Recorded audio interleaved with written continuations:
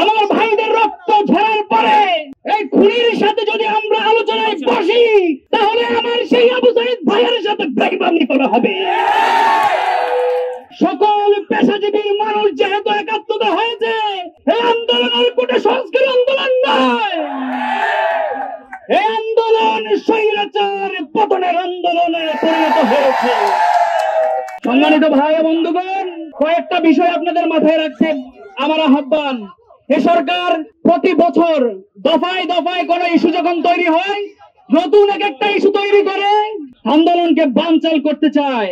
এ সরকার এই আন্দোলনকে বানচাল করার জন্য বিভিন্ন ইস্যু তৈরি করেছে, আমরা দেখেছি।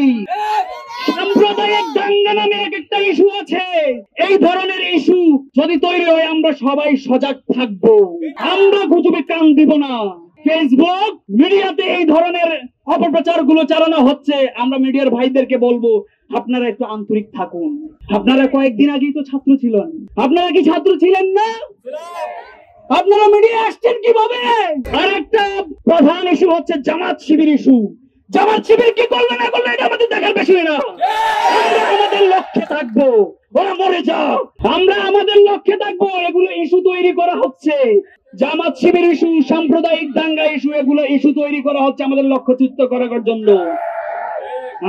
আমি এই আহ্বান জানিয়ে বলছি, সরকারকে বলছি, সরকার তো নয় স্বৈরাচার, আমি এই স্বৈরাচারকে বলছি,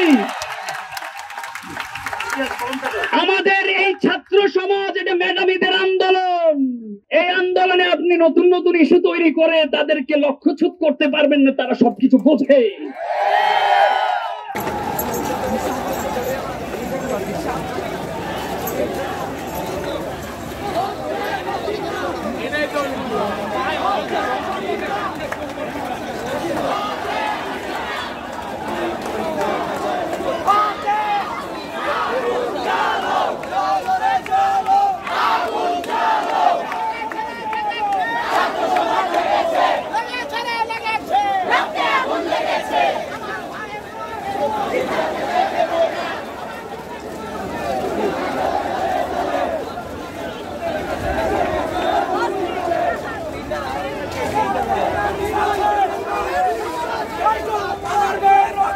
পুলিশ